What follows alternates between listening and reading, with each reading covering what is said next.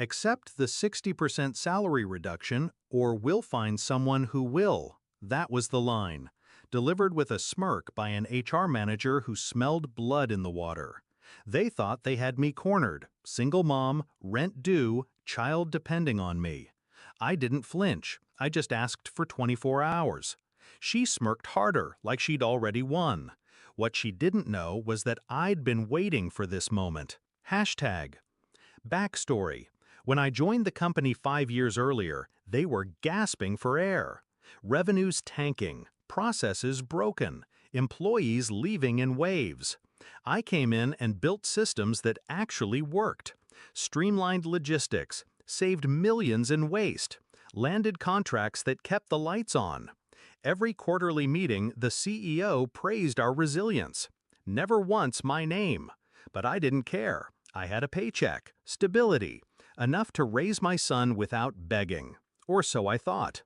Then the new investors came in, suits, hungry for cuts. To them, loyalty was cheap and single mothers were expendable. That's when HR slid the paper across. Discovery of betrayal. I knew the truth before that day. Subtle signs, meetings I wasn't invited to anymore, reports I wrote, suddenly with someone else's name stamped at the top. My direct manager whispering on calls whenever I walked by. They wanted me gone, but not quietly. They wanted me humiliated, forced to accept scraps, desperate enough to thank them for it. And that's when something inside me shifted. I stopped thinking like an employee. I started thinking like an executioner. Strategic planning. That night, after putting my son to bed, I poured myself black coffee and opened my laptop. I drafted my resignation letter, but not to send, not yet. Instead, I wrote a different email, addressed to the CEO's biggest competitor, the one we all whispered about in strategy meetings, the one who'd tried to poach me twice before. Subject line, "Let's talk." The response came within 12 minutes. They didn't just want to talk, they'd been waiting. Execution. The next morning, I sat across from HR again. I signed the paper, accepted the pay cut, smiled as if beaten. But behind that smile, I was already negotiating a package 10 times larger. Within a week, I'd met with the rivals board.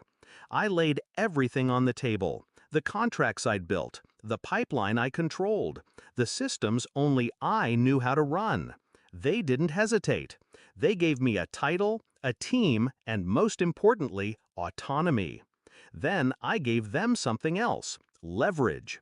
Because in my old company's desperation to erase me, they'd been sloppy. They'd left my name on critical vendor contracts. They'd let me remain the sole authorized negotiator with key partners. They'd forgotten that the invisible single mom held the strings. So I pulled them, quietly, precisely. I shifted accounts, redirected vendors. One by one, the backbone of their operations leaned toward my new desk. By the time my 2 weeks were up, the old company's foundation was already cracking. Climax. On my last day, they called me into the CEO's office. He tried to look stern, but his voice trembled. "We heard you're talking to the competition?" I met his eyes. Calm. Talking? No. Building? Yes. He blanked. "You can't." I slid a folder across his desk. Vendor agreements, termination notices, transfer confirmations. His hands shook as he flipped through them. Each page was a vein of his empire I had already cut. Then I leaned in, lowered my voice. "You thought I was trapped. You thought being a single mother made me weak. But you forgot. I built this place, and I can unbuild it." Silence. Only the sound of his breathing, shallow and uneven. I stood, walked to the door, stopped. "You didn't just underestimate me. You handed me the knife." And then I left. Resolution.